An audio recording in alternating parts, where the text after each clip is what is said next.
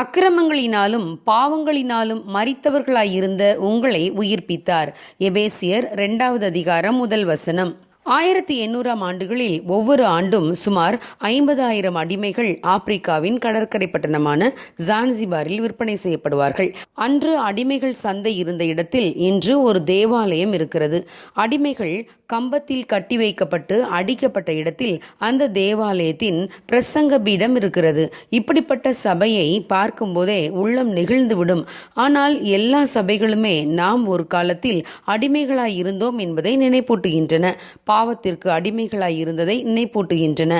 சிலுவையானது அடிமைகள் கட்டி வைக்கப்பட்டு அடிக்கப்பட்ட கம்பத்தை விட கொடுமையானது என்பதை ஒவ்வொரு சபையும் நினைப்பூட்டுகின்றன. ஆனால் பாவத்திற்கு அடிமைகளாய் இருந்த நாம் அதில் கட்டி வைக்கப்பட்டு அடிக்கப்படவில்லை. நமக்கு பதிலாக சிலுவைக்கு இயேசு கிறிஸ்து சென்றார். ஏனெனில் அவர் நம்மை மிகவும் நேசித்தார். நாம் பட வேண்டிய அடிகளை தாம் பெற்றார். நம்மை விடுவிக்க வேண்டும் என்பதற்காக நமக்கு பதில் நாம் இருக்க வேண்டிய இடத்திலே அவர் இருந்து கொண்டு நாம் பெற வேண்டிய அடிகளை தாம் பெற்றார். ஆம் பிரியமானவர்களே, இயேசு கிறிஸ்துவின் அன்பை போல ஒரு அன்பை நாம் எங்குமே காண முடியாது. வெள்ளாட்டுக்கடா, இளங்காளை போன்றவைகளின் இரத்தத்தினால் அல்ல, தம்முடைய இரத்தத்தினாலே நம்முடைய பாவங்களை மன்னித்து நம்மை விடுதலையாக்க தம்மையே பலியாக்கினார். அந்த காலத்தில் ஆப்பிரிக்க அடிமைகள் ஈவு இரக்கமின்றி அடிக்கப்பட்டதை விட கொடுமையாக இயேசு கிறிஸ்து அடிக்கப்பட்டார். அவருக்கு அழகும் இல்லை, சௌந்தரியமும் இல்லை. நாம் அவரை பார்க்கும்போது நாம் விரும்பத்தக்க ரூபம் அவருக்கு இல்லாதிருந்தது. அவர் அந்த கேடு அடைந்திருந்தார். மனுக்குலத்தை மீட்கும் பொருட்டு அவர் அவமானத்தை எண்ணாமல் சிலுவையை சுமந்தார்.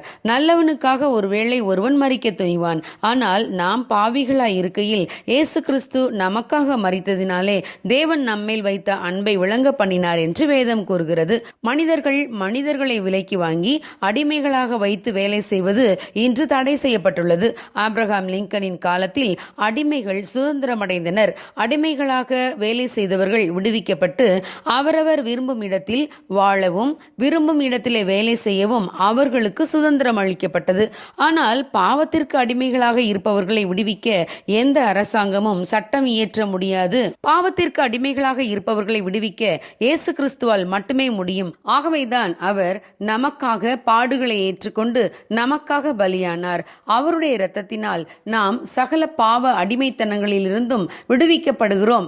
ஆம், பாவத்திற்கு அடிமைகளாய் இருந்த நம்மை இயேசு கிறிஸ்து விடுவித்தார். நாம் இன்று விடுவிக்கப்பட்டவர்களாக வாழ்கிறோம். அந்த நன்றியோடு தேவ நாம மகிமைக்காக வாழுவோம். நம்மை விடுவித்த தேவனின் நாமத்தை உயர்த்துவோம். God bless you. Have a good day.